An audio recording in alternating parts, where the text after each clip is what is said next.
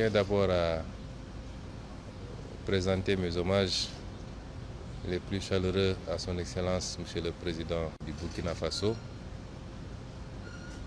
Monsieur le Président Ibrahim Traoré. Remercier Monsieur le Premier ministre et tout son gouvernement pour l'accueil chaleureux qui nous a été réservé depuis notre arrivée. Lui transmettre les salutations de tout le peuple sénégalais, à la tête duquel son Excellence Monsieur le Président Bassirou Diomaye Diakhar Faye, qui a bien voulu autoriser cette mission sur invitation de mon homologue du Burkina Faso pour deux objectifs. D'abord, une visite pour participer à la célébration d'un grand et digne fils de l'Afrique, d'un leader qui illumine depuis quelques décennies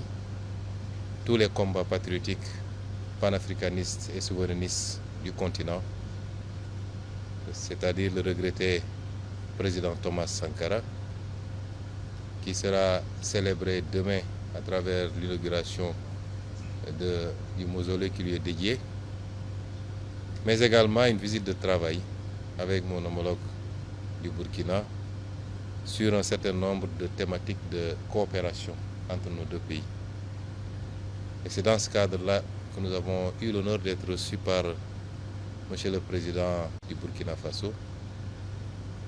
qui nous a accordé un long entretien pendant lequel nous avons pu passer en revue un certain nombre de problématiques. D'abord sécuritaires, et je tiens au nom du président Bassirou Diomaye Faye à transmettre à tout le peuple burkinabé la solidarité du peuple sénégalais face à cette épreuve qui lui est imposée, qu'il n'a pas choisie, mais qui lui a été imposée. Transmettre un message de soutien absolu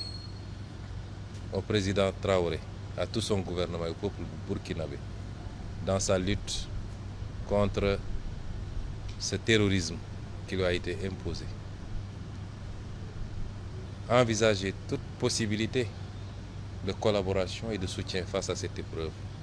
Parce qu'il est illusoire de penser que lorsque le Burkina ou le Mali ou le Niger subissent cette épreuve, que ça restera simplement dans les frontières de ces pays. Nous savons tous que nos destins sont liés par l'histoire et par la géographie, et qu'aucun de nos pays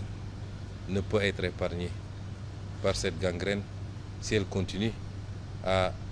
s'épancher à travers l'Afrique de l'Ouest. Et c'est pourquoi le Sénégal, au-delà de la manifestation de la solidarité, n'exclura aucune forme de collaboration pour soutenir nos frères dans cette épreuve. Dans le cadre bilatéral également, envisager la poursuite de cette collaboration qui est très riche déjà d'une vingtaine d'accords entre nos deux pays, mais une vingtaine d'autres accords qui sont aujourd'hui en cours de discussion et qu'il faudrait rapidement finaliser pour pouvoir renforcer la collaboration bilatérale, mais également la collaboration multilatérale dans le cadre de l'espace que nous partageons en commun. J'ai été très ravi d'écouter le président Traoré pendant de longues minutes nous exposer un peu la situation, mais également nous faire étalage de la résilience du peuple burkinabé face à cette épreuve. Réitérer son ouverture et celle du Burkina Faso à rester